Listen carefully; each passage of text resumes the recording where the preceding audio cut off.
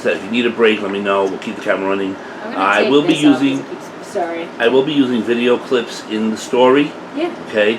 And I do not play softball. It's going to be a hardball interview. And I'll say to you what I said to everybody. If you can't handle the hardballs, there's the stairs. You know where the door is. Cait, I'm born for the hard fights. Let's okay. go, bro. But I always say that so everybody knows we're not going to be. I'm not going to be lobbing softballs like the lamestream media does. I don't half-ass it either. So. Okay. Then we're on. Okay. I'm here with Cait Conley, who's running in the Democratic primaries to try to unseat Mike Lawler. Give my readers a little bit of background on you. Yeah, so very proud, fourth generation Hudson Valley native. My mom's side of the family goes back in Peekskill to my great-grandfather and grandfather who worked in the brickyard in Montrose when that was open. And then my mom was born in Peekskill. My dad, born and raised in Hopewell Junction, he was a construction worker. I know Hopewell Junction. It's changed a lot over the last... A friend of mine had a girlfriend up there one time. I'll tell you, Dutchess County, the whole Hudson Valley area is just beautiful, right? So, grew up running around Mount Beacon, right? Swimming in the river, all that good stuff. Where did your family originate from? You know, what part of Europe or... So, Irish. Very... Irish. If they named Cait Conley...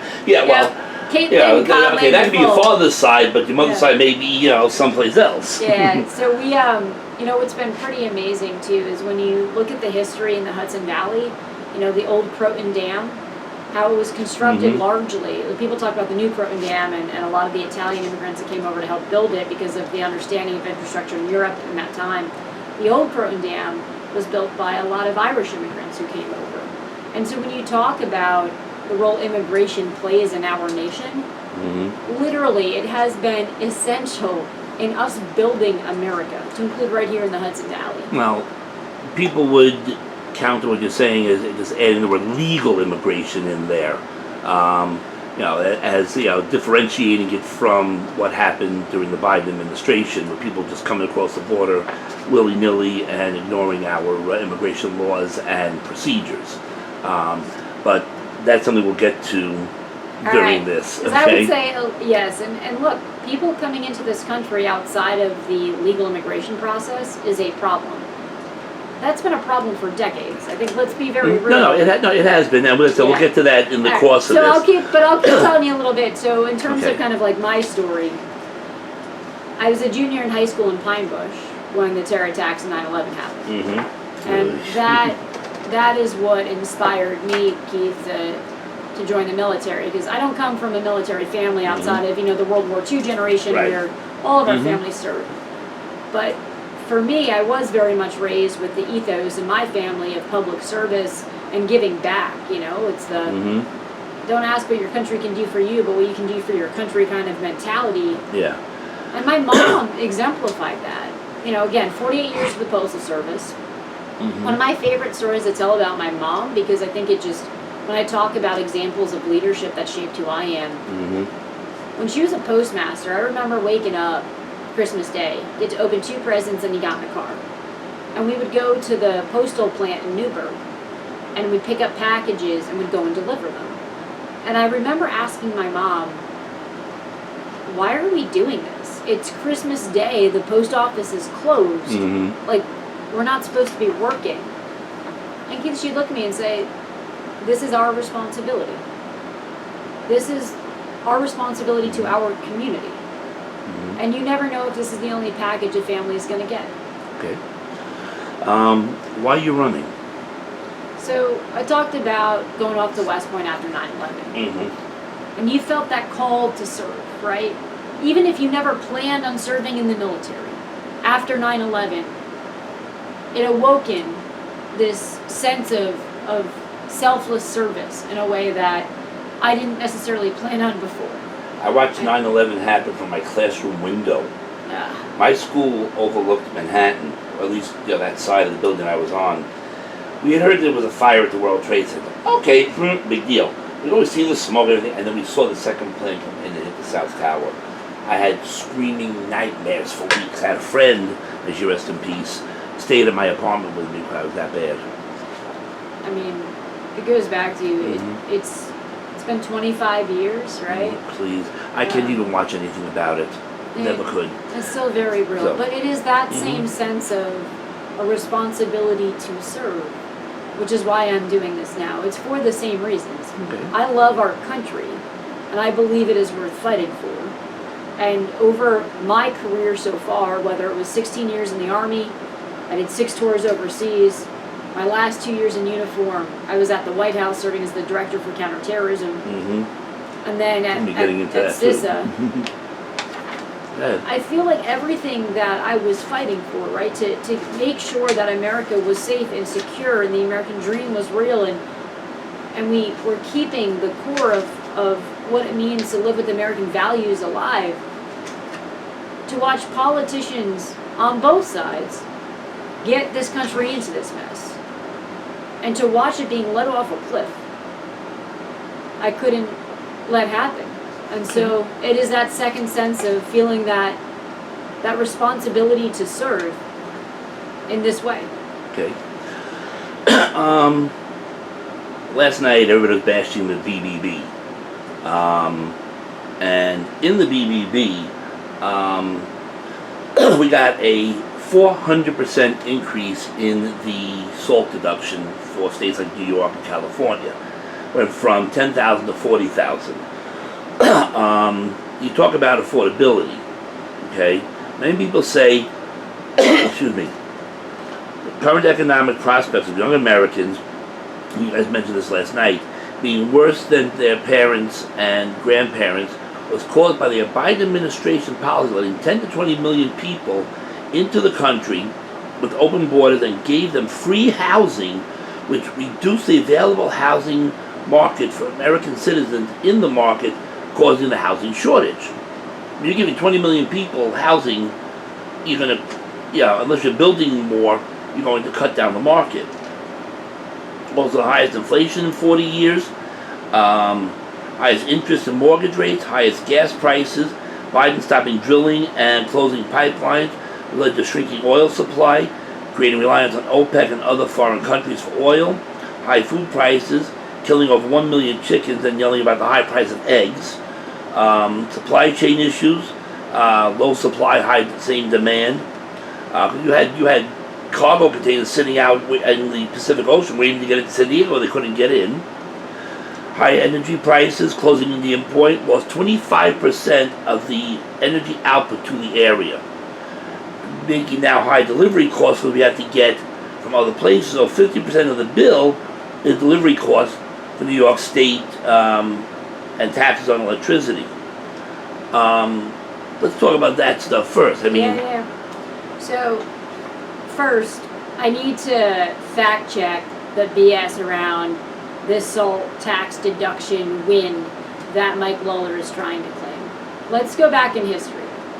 When the federal income tax was established, okay, for over 100 years, there was never a cap on state and local tax deductions. Never. For over 100 years. In 2017, in the Trump tax bill, to punish New York and California, Donald J. Trump, as president, in his signature tax bill, implemented the nation's first ever state and local tax deduction cap to punish us. This cap was literally expiring, going away forever at the end of 2025. Mike Lawler and the one big beautiful bill, whatever you want to call it, HR 1, big ugly bill, I don't care. What I do care about is Mike Lawler as a deciding vote in that bill, making it law, literally made the SALT tax cap, punishing New York, permanent. Forever. That is what it now is. And while there is a temporary lift from 10,000 to 40,000, that will go away in 5 years when Mike Lawler is off running for governor, senate, whatever he's doing next. The reality is that cap was ending, and he made it permanent. Laws can be changed. I mean, it could be redone. But he doesn't get to claim this as a win when he voted to make a permanent tax increase for New Yorkers. Well, that I don't consider being able to deduct 4 times more than what I was able to, an increase. I consider that a decrease. Not when it was going to be unlimited. Literally, there was never going to be a cap. And he made one. It wasn't just him. It was. But he voted to pass it, so I do hold him but there was accountable. over 200 other congressmen And they were wrong too. All right, but how do you? Okay, then what about Indian Point? I mean, you guys last night were saying we shouldn't reopen Indian Point. I mean, the most vocal one was Mike about it. Gotta say, that man's got a booming voice. But you're looking at, okay, what reason is there not to reopen Indian Point? So I say this as somebody who literally grew up swimming in the Hudson River around this, right? Like, and you remember the era of dredging or not dredging, the whole debate in the 90s. Right. We need to be very real about decisions that were made in the Hudson Valley in the mid-1900s that didn't understand the full consequence of what they were doing. Nobody did anywhere. Right. And so this is about dealing with those bad decisions and making sure we make better ones going forward. My issue with Indian Point is that it was a nuclear power plant built in the 1950s using 1940s understanding of nuclear technology. It's built on a geographic fault line. These are things that we would never allow as conditions to building a facility today. And so when we talk about how do you fix the energy crisis going forward, I do believe it is an all-of-the-above solution. I do not believe Indian Point in the Hudson Valley is part of that solution. But you want to invest in solar and geothermal? These are real things we could build today and use tomorrow. Because that's the other part of this, is people will come up with solutions and say, well, build this and build that. These plants take decades to actually come online. None of that is going to help us drive down the price of energy costs for families in the Hudson Valley now. And that's the real problem. What about the nuclear power plant that Hochul's building upstate? Which isn't going to come online for another 10 to 15 years. So none of this is actually going to solve the problem that families are facing today. But Indian Point, even though it was shut down, it could be, I think they said, a matter of 2 to 3 years with the redoing of everything for it to start putting out electricity again. Keith, that's 25%. My bill, my electric bill is over $400 a month. Half of that is getting the electricity, the power from point A to here. I'm sorry, if they could do anything that would cut that bill, even cut that down by $100, there's more money in my pocket. I agree with you. So then, you should also be outraged that this administration literally cut federal funding for investments in energy infrastructure that were solar and wind that were going to help New York communities. Because look, at the end of the day, there's a lot of different ways to create energy. And if we are facing an energy crisis, we should be trying to generate more energy. But we're not facing an energy crisis. No, but we are when it comes to the bills. But a man made one by closing down things like Indian Point, by stopping production of oil and natural gas. Those are man-made crises, not natural. If we didn't have it, I'd say, oh, you're right, we're facing a crisis when we don't have it. But the United States has the biggest stores of natural gas, liquid natural gas, and oil in the world. When Biden cut the pipelines that could have gotten us 900 million barrels of oil from Alberta per day, that cut the supply, that cut energy, that created a crisis. We are producing more energy than we ever have in American history. Now, but under Biden, we weren't. No, that's not true either. He canceled offshore drilling, he canceled the Keystone pipeline, he canceled the pipeline to Alaska, he stopped all of it, but let Russia start the Nord Stream 2 pipeline, which gave them the money for the Ukraine war. So the fact that we are failing to recognize the tremendous opportunity in creating solar, wind, and geothermal energy production is really a strategic failure of America. Even China understands it. You look at China, compare it to America, they're doing phenomenal when it comes to alternative energy investment. So the fact that we as America are losing in this space to China shows how poor our strategic vision has been, and we were fixing that. You want to talk about bringing American jobs back to America, investing in a better future? We know that alternative energy that is cleaner and more efficient is better. and faster. We should be doubling down on that and having America be a global leader in these things. But instead, this president is literally killing American jobs in the solar industry today, to include here in New York. Talk to some of these companies operating. Most of these companies that I've heard about, like the one that I got my solar with, have gone bankrupt. I've had a problem with my solar since it was put in. It was never operating right, and they wanted me to pay them for a system that wasn't even working. I told them to forget it. They ended up shutting me down because I didn't pay them. So they said to me, well, you're paying for the... No, I'm not paying for the equipment. I'm paying for a service that you guys breached your contract and was not up and running within 12 months. Not only did they breach their contract, they breached the warranty of merchantability. I don't know if you know what that is. Keith, do you think that oil and gas companies are making a significant profit? All these companies make profit. That's what they're designed. That's what capitalism is. Right, and I'm a capitalist. I love capitalism. But do you think American taxpayer dollars should be going to pay oil and gas companies subsidies in 2026? Subsidies? No. The companies make enough of their own money, and we'll talk about subsidies when we talk about colleges too and things like that. Because there are subsidies going to colleges that I think shouldn't be going to colleges because they've got, stuff going on. But talking about energy, look, I believe if we do this right, Keith, we could not only make sure that the energy production in America is meeting the growing demand, but we're doing it in a way where we're growing American jobs. I would love for America to become the center of critical energy technology manufacturing. Mm-hmm. And we talk about how that benefits our communities. I would love, when you talk about what jobs folks could get into, I would love for us to be investing in things like expanding OCs so that we have not just HVAC technician training, but like solar panel installation and maintenance certification, robotic repair. There's so many opportunities to cultivate an industry to bring jobs to our communities and do energy better, efficiently, cheaper, all of these things we need going forward. My youngest son goes to school in Brockport, where I graduated from. Yeah. On the way up there, Route 17 and onto 390, I see all these windmills up on the mountains there. They're not even turning. And those are supposed to be up there so the wind can get them.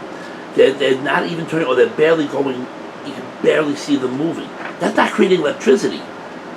If they're not moving, if the windmill isn't spinning, you're not creating electricity.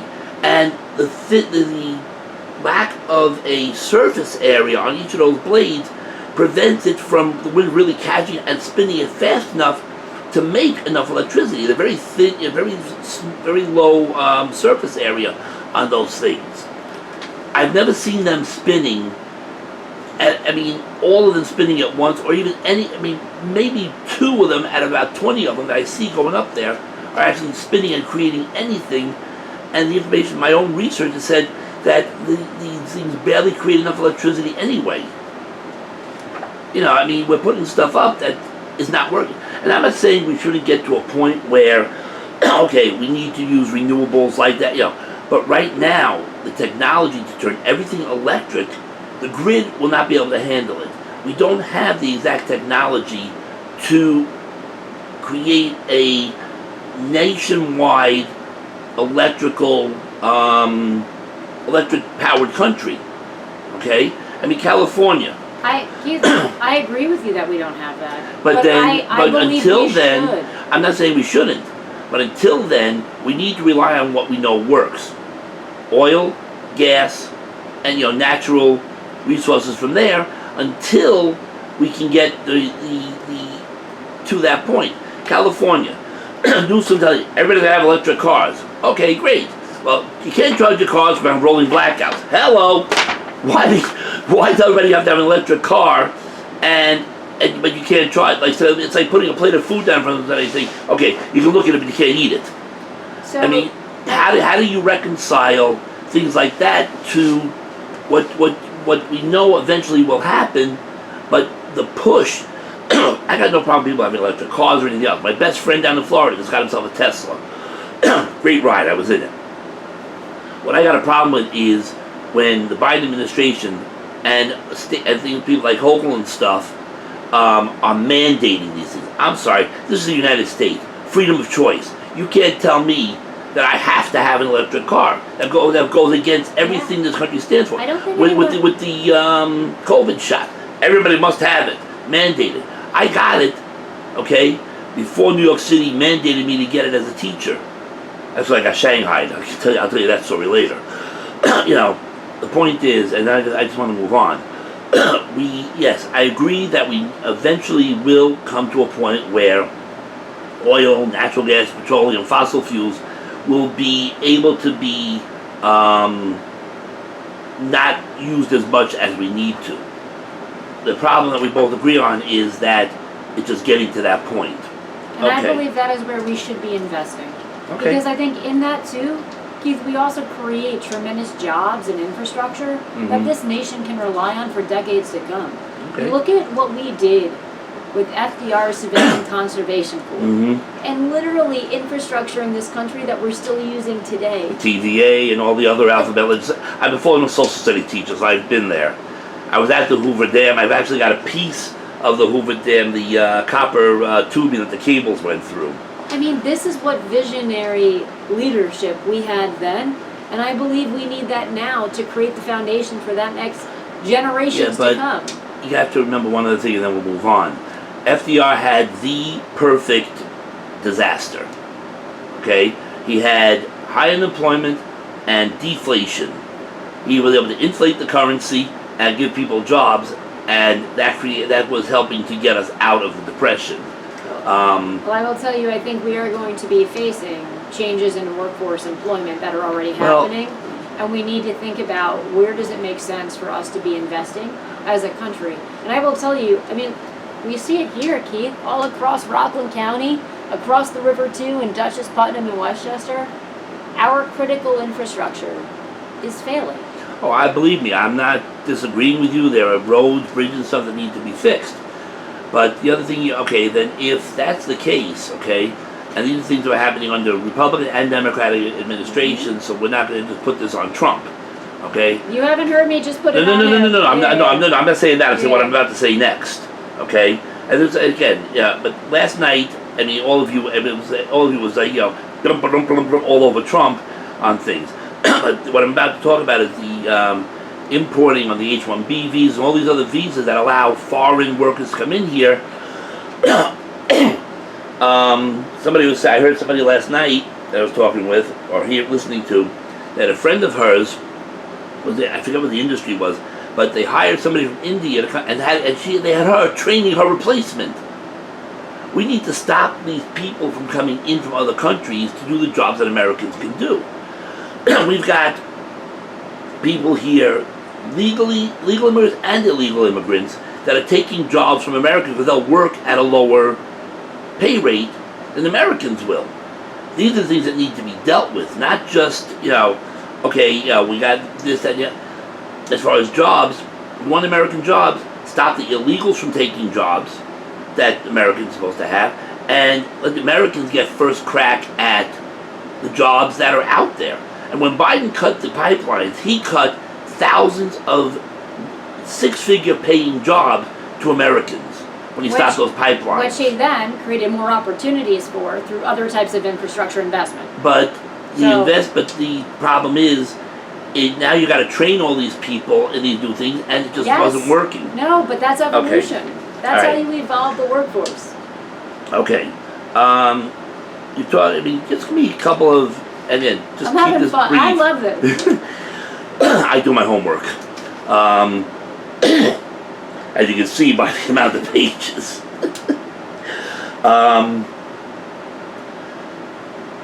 When you did the interview with Channel 11, and yes, I watched it. So I do my homework when I'm going to do an interview. Yeah. You talked about reckless policies about the Trump administration, but in that interview you said that, and the guy interviewing you just let that go as a general statement. Didn't give specifics. Give me some specifics on that he put in policies he put in place that exacerbate the affordability crisis, and what is the unnecessary harm that he's inflicted on the American people. Specific examples of this. So not just a broad statement. let me give one that literally impacts our congressional district every day. In the Hudson Valley, we are facing a housing crisis. To your point, it did not just happen with this administration. It didn't just happen in the last few years. This has been something that has been happening over decades. Mm-hmm. Again, going back to my single mother raising me and my two sisters working for the Postal Service here in the Hudson Valley. Out of me and my sisters, Keith, I'm the only one who can afford to move back. Literally the only one. But why is that? So we're getting to that, right? Because everything here has gotten more expensive and real wages have not kept up. But when we talk about a specific policy, I'll give you one. The foreign tariffs on Canadian lumber and Canadian construction goods that we import to literally build homes in America. Last year, the Canadian Chamber of Commerce talked about in their economic forecast how literally the cost of building a home in America is going to cost $14,000 more for the same exact house now than it did a year ago because of the cost of the tariffs. But that is real. That is real. But the tariffs, okay, so you brought that up now, something I was going to bring up later, but prior to 1913, the income tax law, okay, and yeah, we'll get into more of this later, the country was financed by tariffs, not income tax. But that was 115 Doesn't years matter. ago. Without the income tax law, the tariffs would have been there and been able to maintain the income of the country. Okay? All right. That's over 100 years ago, and that's not the direction the country went. We can debate if in 1913 but that was only because the income tax law was put in place. Without the income tax law, excuse me, they would have had to keep going with the tariffs. But anyway. I would also say the global economy has changed over. No, it has. It has. And they need to adapt. Yeah. But we'll get to tariffs later on. Okay, because there's a lot of stuff, a lot to unpack on that too. Okay. You grew up in this area. Are you familiar with the 1981 Brinks robbery? Okay. And the beautiful ceremony that is held every year. Right. I attended the ceremony last year. All right. You acknowledge in your own graphic that Lucinda Frank's Pulitzer Prize-winning work centered on the Weather Underground, the same organization whose members murdered 2 Nyack police officers on the Brinks Guard in 1981. Why do you think it was appropriate to celebrate the reporting in a district where those families will still gather every October to mourn? And will you apologize to them? I mean, Cuomo pardoned one of them for the murders. So, I mean, do you agree with him pardoning that person? And as someone who has literally spent my entire adult life committed to ensuring the safety and security of American families, wearing the uniform, doing 6 tours overseas, starting my military career. Well, thank you for your service. I never said that to you before. It's a responsibility. Well, no, but as I said to gentleman running in Clarkstown, I forget his name. Joe. Yeah, right. I thanked him. He said, no. I said, listen, you guys don't get enough thank yous from the people for what you do. And my sons, I taught them. See somebody in the military wearing those hats, you thank them, and they do every time. Well, thank you for teaching your family what service means, right? Well, I had family and friends that were military. I had a great uncle who was in the Navy in Korea. I had a neighbor who was in Vietnam, and other friends of mine that were in the Navy and Air Force and stuff. So, people I grew up with. So I started my military career as a military police officer. Right. So we weren't deployed overseas, we were back home doing domestic law enforcement. Well, let's get back to the Brinks robbery piece. Well, but no, this is my response. Yeah. Is I have been unwavering in my support to law enforcement and those that do it. And I've literally spent my life making sure that any type of terror group could not harm American families. So to try to say that I'm somehow supporting that is honestly absurd. You acknowledge the Yes, but the question comes down to not a matter of your supporting, but do you think it is appropriate for her to be celebrated for this book that she wrote about it? And they celebrate, you think it's appropriate to celebrate the reporting in this district, on her book, celebrating her writing this book about the Weather Underground? I believe it is important that we recognize the civil rights movement and the struggles around civil rights and equality. That it is important to recognize what happens in this country and historically accurate, right? Recordings of what transpires. Like, facts matter. Truth matters. Well, that's why I'm a journalist. Exactly. And so I don't think we should punish journalists for reporting on facts. I'm not saying punish them, but do you think it's appropriate to celebrate her, the writing of this, when these families every October go through this whole thing? I mean, we're talking, 45 years already since this happened. And do you agree with Cuomo? I forget which one he pardoned. I guess the lady that was in jail recently, that he pardoned her for killing being about to killing 2 police officers and a bridge security guard. I mean, he pardoned them, and everybody's getting on Trump for pardoning the J6 people, but here Cuomo is pardoning somebody who committed 3 murders, or was involved in committing 3 murders. It's I honestly don't know what you're referring to. Cuomo pardoned what I will certainly say is I am not supportive of. Go ahead. I am not supportive of. What do you? Go ahead, I'm looking up the person that he pardoned. Go ahead, keep talking. Yeah.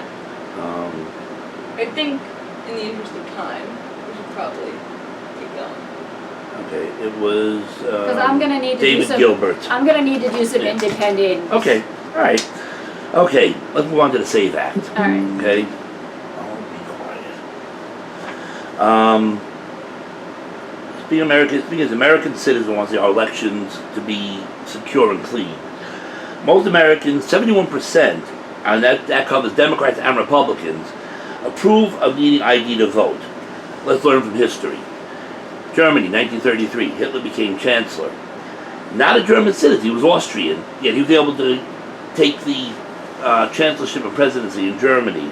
Letting non-citizens participate on a national level can lead to these things happening here too. What do you feel about the Save America Act? So, when I was at the Cybersecurity and Infrastructure Security Agency, I led this nation's, the federal government's, election infrastructure security mission. I have spent years working with election officials, ensuring the security and integrity of American democracy. Years. To include literally serving as these countries' top election infrastructure security official for 2024. Okay? Which Trump did freely and fairly win. This was a secure election, and this is what American democracy is about. I can tell you, as someone who has been in that role, who has worked with election officials from both sides of the political aisle, all across this country, that the claims that non-citizens voting in federal elections is a serious threat to this nation or a real problem is inaccurate. It's just not true. No, stop, because that's what the SAVE Act is about. There was one guy that was arrested who admitted he's non-citizen voting in 7 elections. And he was arrested. Right, but the point is he got to vote. But he did cast a ballot that was counted in the elections. And it's a crime. But no, this goes back to people commit crimes and they are held accountable. Yes, and people right now, when you register to vote in a federal election, you acknowledge by checking a box saying, I acknowledge it is a crime for a non-citizen to vote in a federal election. In any election. Federal election. Regardless of the level. No, federal elections, because some states and localities have different rules. Well, there should not be a rule allowing non-citizens to vote. So going back to what this act would really do, like what it would actually do, is make it harder for people who have changed their names, who are actual American citizens, to be able to exercise their right to vote. This would unfairly burden women from being able to cast a ballot. And that... Why? Because of all the additional documentation requirements. Okay. And the timeline for executing this is all about meddling in the upcoming November election, because this administration knows their reckless policies have created conditions where, regardless of partisan affiliation, people are outraged, people are fed up. And And they're going to be held accountable in November, like Mike Lowland. And that is what they're trying to prevent. My is wife, the American people from having their voice heard. My wife had no problem getting her license changed to my last name. I had no problem registering to vote. And she's a woman, so there was no problem. Nobody had, that I know of, ever had a problem going from their maiden name to their married name and having to register to vote. Because they've never had these requirements for citizenship before. Okay. What you're talking about literally doesn't exist, yeah, so but, you wouldn't know. No, but, okay, no, the law is not saying you have to have a special voter ID. That's saying we have to have ID that says voter ID. Any ID will do, just as long as it's got a picture on it and it shows you American. Hold on. But that's not what the Act is about. The Act is about proving citizenship before you can vote. Because you've got a lot of non-citizens here that are getting driver's licenses and being registered to vote at motor vehicle when they get their driver's licenses. Now, are they voting? I don't know. But the point is they're being registered to vote. Keith. Okay? And you have illegals on the voter roll because they're getting it at motor vehicle. You and I are just going to disagree on this being a real problem in this country. Well, here's the other thing too, okay? I said there's no special. Okay, you have to get a voter ID. You need an ID to buy certain medications in grocery stores, get into schools, get into the Democratic Convention, get into for travel and all sorts of stuff. This act isn't about just having an ID. But the act is about all of these additional barriers for a legal American citizen to conduct their right to have their voice heard through elections. I don't see a barrier. If you can get okay, you know where you were born. If you don't have your birth certificate, you send to the municipality. They get you a new birth certificate. I had to do that because I couldn't find mine. So I sent to New York City. $10, boom, I had it. Don't you think it's convenient that they suddenly want people to jump through all of these hurdles before November? Don't you think it's interesting the timing on this and why now? It's because they're afraid of November. And if people actually have their voice heard, you will see Republicans losing power. Well, only time will tell. Okay. Let's move on to healthcare. Okay. You claim that Medicaid cuts, there are Medicaid cuts in the BBB. Where exactly is that written in that they're cutting Medicaid from American citizens, not just taking people who are here illegally off the rolls, or dead people off the rolls of Medicaid? Where in the bill, what section of the bill is saying we're cutting? First of all, as far as I know, Medicaid and Social Security are mandated spending and cannot be cut without a 60-vote majority in the Senate on top of whatever the House does. And you're not going to get 60 votes in the Senate to cut Medicaid. So where is it being cut in the BBB? There were billions of dollars to New York State that were cut from the one big ugly bill that has resulted, and I will tell you just in our district, 37,000 people losing coverage. 37,000 people in New York 17 are going to lose access to their health care. But where in the bill does it say that? It says it in what it is allocating to New York and the number reductions. It also does that in very real ways by prohibiting any federal funding going towards critical healthcare facilities like Planned Parenthood.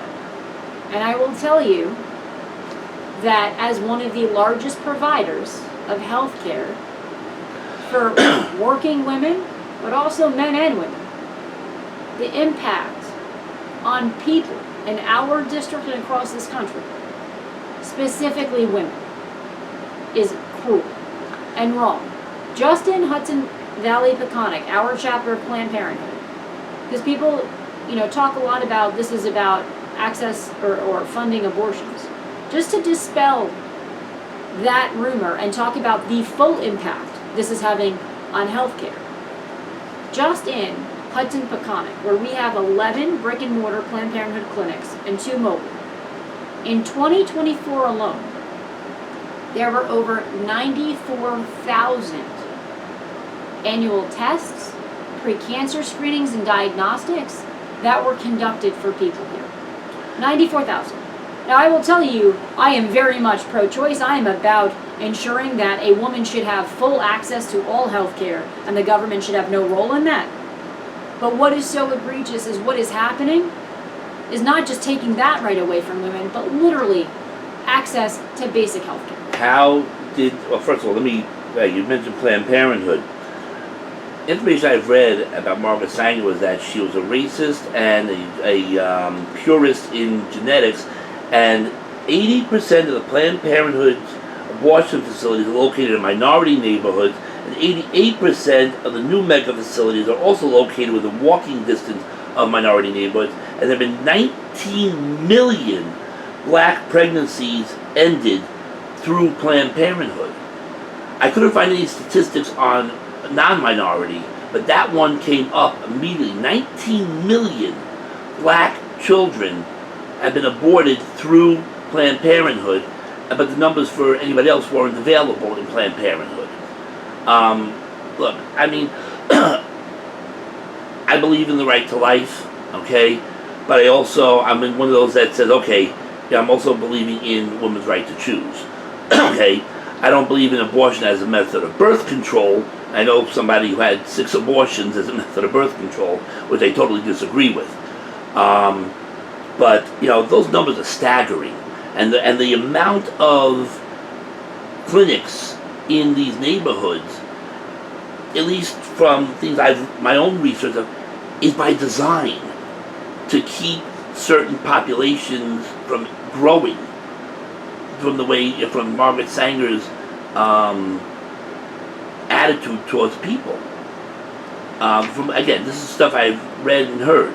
Okay, I never met the lady, so I can't say for sure, that I got a first-hand. But the information I've read, this is what she was about. And I'm sorry, looking at it, to me, those locations are not, as you say, coincidence. We're talking about drug costs, which is something that is major. The Trump RX has brought down cost of drugs, and Trump's getting on the pharmaceutical companies to get favored nation status like Europe had is another thing that has brought costs down. I mean, New York City, I'm a retiree from New York City, recently changed our medical plan. My wife and I are both diabetics. Under the old plan, I was paying $37.50 twice for 3-month supplies of insulin vials. That's $300 a year. Another $37.50 twice for the insulin pens. I would keep those in case we're in an emergency. Again, another $300. Another $37.50 for the Dexcom G7 sensors. And $15 a month twice, and that was also twice, that's another $300. $15 a month twice for the Omnipod insulin delivery systems. And again, that's another $360. Under the new plan, again, it's all the result of what Trump did with the pharmaceutical companies. Insulin costs for me now is $0. The pens are $0. The Dexcoms are $0.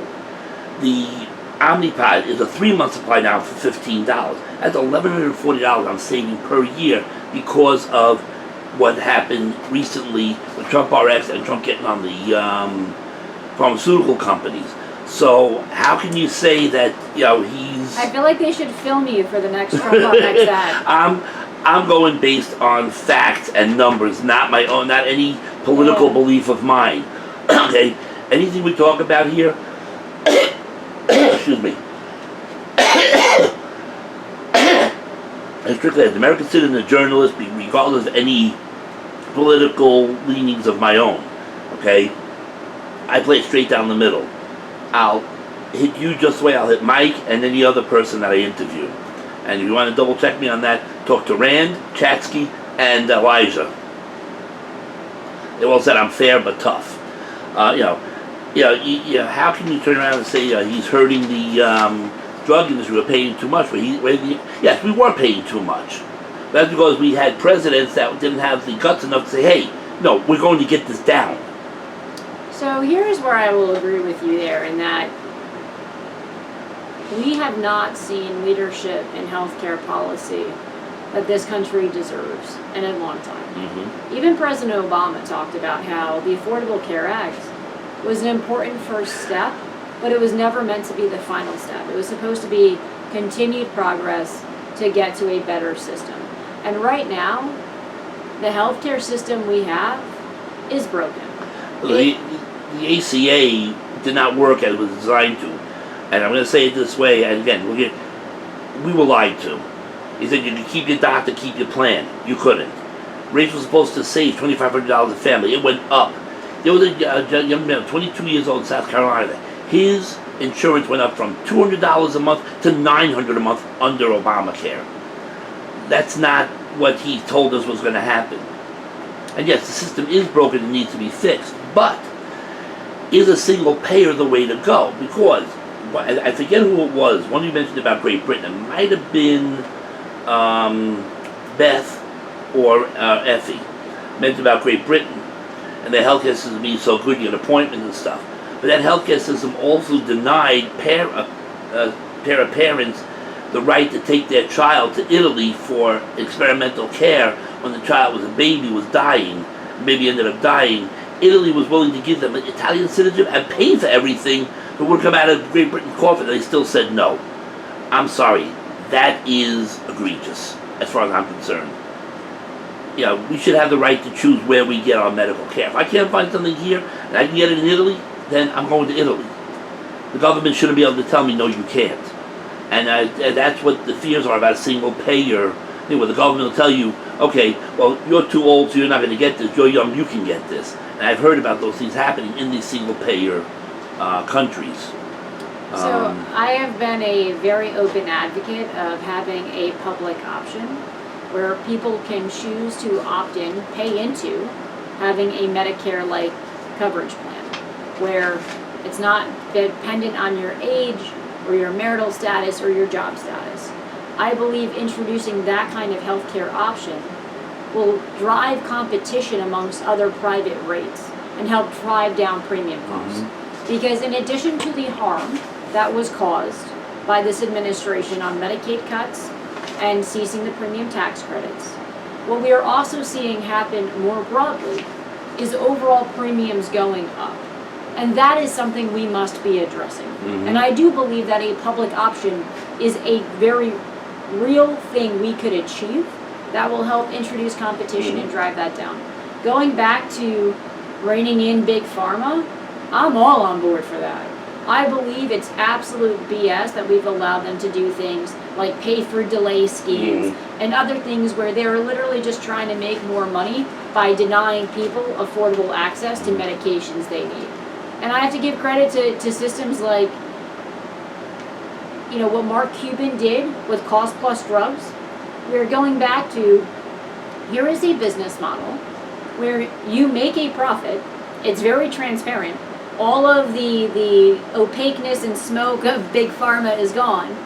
You see what the generic cost is, you see what your admin fee and processing fee is, what the 15% markup is, and exactly what your drug is going to cost you. I believe it's those kinds of more transparent models that we need to be expanding to hold big pharma accountable. Bowler had was at the rally in the Valley talking about Medicare and Medicaid. For those families here last year and again today, we know that one program in particular is incredibly important to you, Medicaid, which is why I and many others worked tirelessly over the last year to protect Medicaid for each and every one of you, and to make sure that Medicaid works the way that it is supposed to, protecting the people who rely on it, especially our IDD community, while strengthening the program so it remains viable for the long term. Through our work and your advocacy, we were able to prevent many changes to Medicaid. For instance, we prevented any changes to FMAP and stopped the reduction in the federal share. We were able to prevent block grants and per capita caps, dish cuts, and more. But we also made necessary reforms to verify that people are not abusing the system and taking away vital resources from each and every these reforms were able to be done while ensuring that those with intellectual and developmental disabilities are fully protected. And these reforms will enable the program to be there for the next generation. And in fact, even with all of the reforms that were put in place, Medicaid will grow by 25% over the next decade. So let me be very clear about something. We will never support taking away Medicaid from those who rely on it. And as with Social Security and Medicare, we will always protect these vital programs. Before you ask, we're coming down to like 10 minutes left. Right, so. and I got a lot here. Okay, damn. The tour took a little bit of too much time. All right. Let's just look at ICE for the moment, okay? You talk about, people say about anti-ICE people say they're illegally detaining and killing Americans and stuff. Excuse me. The only time ICE detains American citizens when they interfere with ICE operations. And that first comment, okay, I'm taking you off the street even though you're an American citizen. If people in the sanctuary cities and states, which are illegal to begin with, sanctuary status is illegal, would stop interfering, let them do their job, you wouldn't have had Renee Good and Peretti. And keep in mind, Peretti had a gun with him when getting involved with the police and didn't even announce that he had a weapon. Somebody sees a weapon, there's things are going to happen, especially if the guy is interfering with police twice when he shouldn't have. I will push back on that as someone who has conducted domestic law enforcement. I will push back on that. But keep going. You saw Peretti in that one video spitting on them, kicking the light out of the thing, and then when he got shot, he dove into a situation that he did not belong in. He had nothing to do with that situation, but he inserted himself into it. I am absolutely not okay with anyone justifying the loss of life by Renee Good and Alex Peretti. Hang on a second. I'm not justifying. I'm saying what happened. I'm not saying it was right, wrong, or whatever. What happened was you saw federal agents on American streets assaulting and killing the very people they are sworn to serve and protect. Well, the video of the Renee Good situation showed that she headed right towards that agent, and he had upper torso injuries from the car hitting him. This is the reports I've seen. Was I there? No, so I can't. But and you know what we've never seen is a transparent investigation into these incidents, because this administration, instead of ensuring accountability, instead of ensuring that the American people can have faith in the conduct of the federal government, is instead not pursuing transparent investigations and had the audacity to call these victims domestic terrorists. Okay. As someone who has fought overseas to ensure Americans here are safe and protected, what I saw in January crushed my soul, because I watched the failures of the federal government to protect the people that it was there to serve. It was unhinged and it was un-American. You want to talk about domestic terror, calling people domestic terrorists? The Biden administration called parents complaining at school board meetings domestic terrorists, had the FBI investigating them. I mean, you're talking about calling people domestic terrorists. These are people that parents trying to get their kids' education. But you're saying about nobody was held accountable on these things. What about the 67 people that were killed by ICE agents under Obama? Were they considered out-of-control criminals then? Were they ever prosecuted or any investigation on the 67 people they killed? So this is what I again, just fundamentally disagree with, is instead of saying what is happening right now is wrong and saying the conduct is out of bounds and what the federal government needs to be doing is better, that we have agents violating the rule of law that all people should be subjected to. People try to hide behind what is happening today with these smoke screens and going back to bad things happened then too. That doesn't excuse bad things happening now. I'm not excusing anything that's happened now when an investigation is done. But you were saying that no investigation is being done. Well, 67 people were killed by ICE under Obama. And what I'm questioning you is, were those investigated? Was ICE considered an out-of-control agency then, when under Obama's administration, 67 people killed, American citizens were killed by ICE agents. That's all I'm saying. I'm not saying... American... Yes, 67 Americans were killed by ICE agents under Obama. I think this is the Trump administration and This is supporters something- trying to create a smokescreen. This is something to that I try saw to on hide Facebook from nobody in politics. From Facebook. Yeah, and then put it up, and somebody that, okay. You can send that, like, I don't know where that came from. I'll have to So, see if I yeah. can find it. Sure. Okay, let's move on. But let us just go back to the rule of law applies to all. Yes. I'm not disagreeing with that. Okay? But there are some people that feel that rule of law applies to one side but not the other. And that's where I have a problem with that. Alright, foreign affairs, okay? I mean, the deportations, that's something that, Americans are in favor of the deportations. I got a chart that shows that pretty much most people are. But, part of the Iran war. Everybody's saying it's an illegal war. Well, okay. First of all, Trump didn't start this war. Iran started this war in 1979 against us when they took our hostages and killing American servicemen as something you should be angry about. That through that project killed thousands of American servicemen over the years. It's illegal and violated the War Powers Act. But yet, when Obama spent 7 months bombing Libya, Nancy Pelosi said no congressional approval was needed and he was well within his powers under the Article 2. Why is that different for Trump? If Obama could do it for 7 months in Libya, why is it different for Trump doing it in Iran only for 8 weeks right now?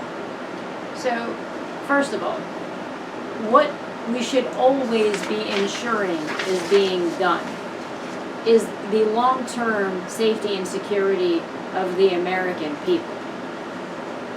We woke up on a Saturday morning to America being thrown into yet another war in the Middle East without clear objectives, without an exit strategy, with justifications that literally changed every several hours by our own commander-in-chief, and without congressional authorization of the use of military force, and without the support of the American people. But if Obama As someone who has gone and served in Middle Eastern war zones, leading America's sons and daughters, I believe when we are subjecting our service members to that kind of risk, we owe it to them to have those things.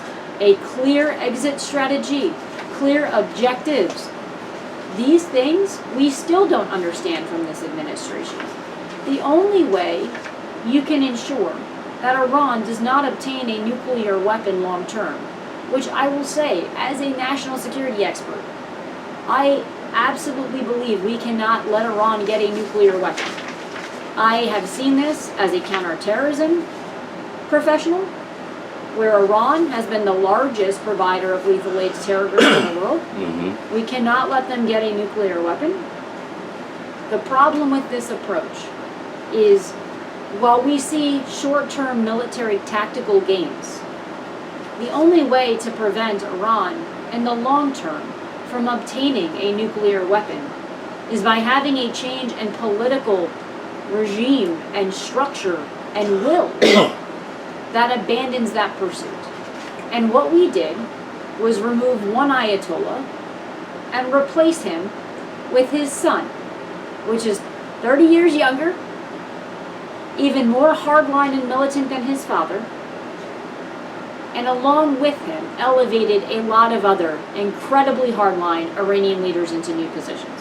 And they killed about 4 tiers worth of leadership. And his son, first of all, okay, they say he's alive, but he's never been out in public to prove he's alive and that he's actually in charge, which is something that's a good question. Okay, if he's here, why isn't he on television somewhere saying, okay, but he's all these letters and stuff that's going out. There's no proof he's even still alive. So we can't even say he's in charge because it hasn't been proven that he is in charge. It's words, not actions or visibility. What we saw being conducted is a half-baked military campaign without clear objectives or approach. I don't know. Looking at it as a military historian, I say there are plenty of objectives. Knock out the nuclear stuff, which we did in June. Knock out their Air Force. Knock out their Navy. Knock out all their military stuff, the ballistic missiles and stuff like that. I think there was a clear objective that we've achieved. Those are tactical tasks, not actual strategic objectives. Well, The strategic objective is ensuring that America is safer and more secure in the long term. By stopping them from having a nuclear weapon, which they also lied about their ability to send missiles more than 1,000 kilometers. They said we can't send one. Well, they found out they could send them over 2,000 kilometers and could take out every European capital from Iran and eventually get to here.